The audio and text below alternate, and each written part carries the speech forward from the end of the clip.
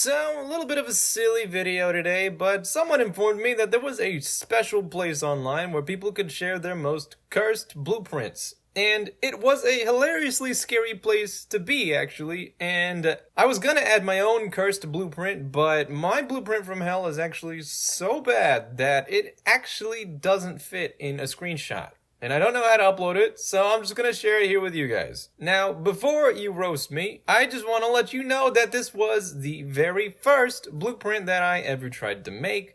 So, yes, I know it's awful, but I didn't know how else to do it at that time. And just so you guys know it's authentic, I will prove that it actually works. If you're an old patron or an old member, you probably remember this from a lot of years ago, but back in the beginning, I was trying to learn how to do a custom color UI system. Something similar to like how the Armored Core paint shop is, and well, I did it.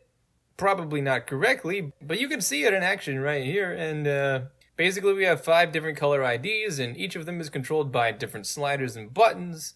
And, so this is what the blueprint does. And, here is what it actually looks like under the hood. You ready? Okay.